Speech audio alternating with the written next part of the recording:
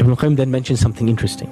He says the real journey, the real path, is the path of the soul.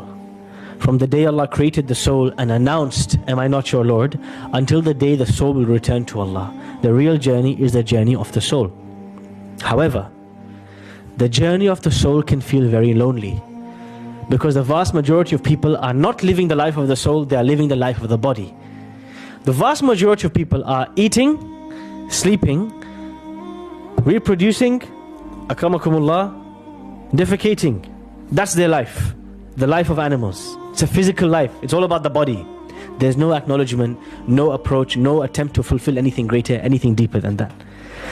Ibn Qayyim rahimahullah, when he talks about this, he says, the vast majority of people are living the life of animals. And so sometimes when you're trying to feed the soul, you feel very lonely. I'll give you an example. One day you meet up with a bunch of your friends. You're in your late 20s, you're in your 30s. Your friends have progressed in their careers.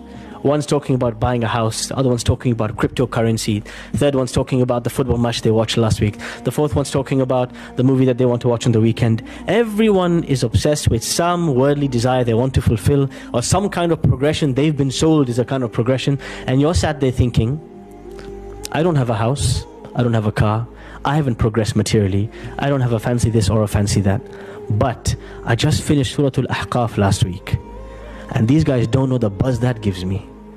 You feel alone because you're on a different journey. You are on a very different journey, the journey of the soul. And this is why Ibn Qayyim says, when Allah says, "Ihdina as-sirata al-mustaqim," oh Allah, guide us to this journey of the soul. Guide us not to be obsessed with the material world and the body, but guide us to the journey of the soul. When you feel lonely, you then say, صِرَاطَ الَّذِينَ أَنْعَمْتَ عَلَيْهِمْ, the path that all those people you blessed, they are all on.